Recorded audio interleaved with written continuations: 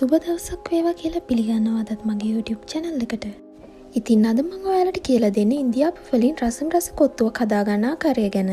ඉතින් මම මේ රස කොත්තුව හදන්නේ අද ඉන්දියාපු 15ක් යොදාගෙන. ඉතින් මේ ඉන්දියාපු කලින් දවසේ හදලා ෆ්‍රිජ් එකේ තියලා ගන්නවා නම් වඩාත් හොඳයි. එතකොට අපිට ඉක්මනින් කැබලි කරලා ගන්න පුළුවන්. ඔයාලට පේනවා ඇති මේ ඉන්දියාපු ඉක්මනින් කඩා ගන්න පුළුවන් අතේ ඇලෙන්නෙත් නැහැ. ඉතින් මේ විදිහට ඔයාලට ෆ්‍රිජ් එකේ තියලා ගත්තාම ගන්න පුළුවන්.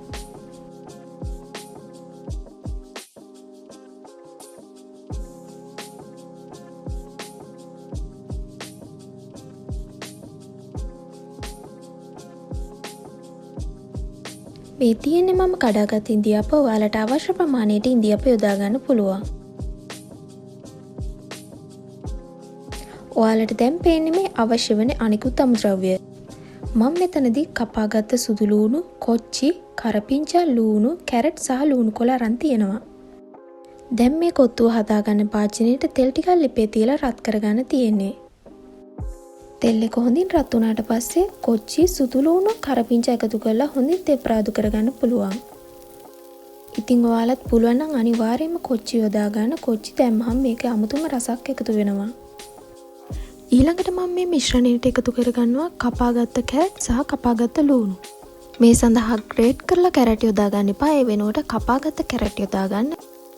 දැන් මේක හොඳින් තෙම්පරාදු වෙන්න දෙන්න.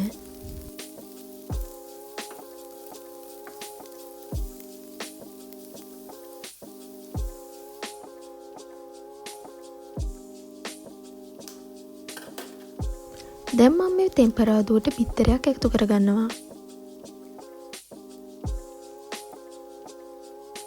ඉන්පසු මේ බිත්තරයට ලුණු සහ ගම්බිරිස් රසායනෝ එකතු කරගන්නවා.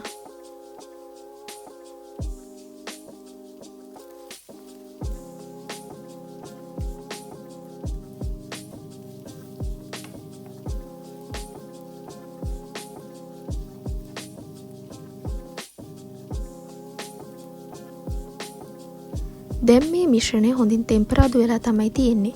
දැන් මේකට කෑලි මිරිස්, ගම්බිරිස්, කහ සහ ලුණු අවශ්‍ය ප්‍රමාණයට යොදා ගන්නවා. ඒ වගේම සීනි ස්වල්පයක්ද එකතු කර ගන්නවා.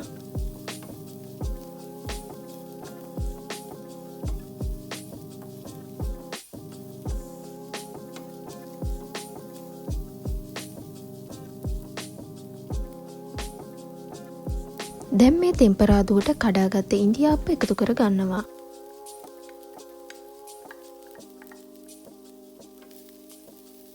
දැන් මේ තෙම්පරාදුව සමග ඉන්දියාප්ප හොඳින් මිශ්‍ර කරගන්න ඕනේ.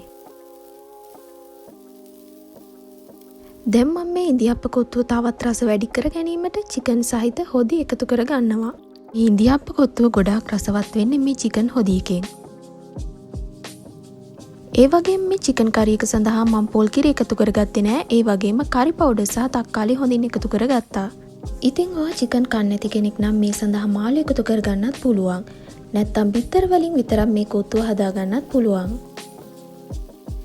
දැන් මේ ඉන්දියාප කොත්තුව හොඳ පාටක් ඇවිල්ලා තියෙනවා චිකන් හොදිය එකතු කිරීමෙන්. දැන් ඔයාලට පේනවා ඇති මේ ඉන්දියාප කොත්තුව ගොඩාක් ලස්සන පාටකට ඇවිල්ලා තියෙනවා.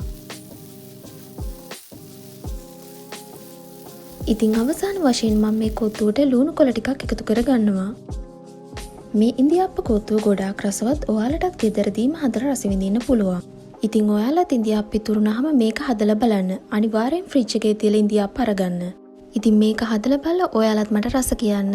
ඉතින් මේ වගේම වීඩියෝ එකකින් අපි නැවත හමු වෙමු.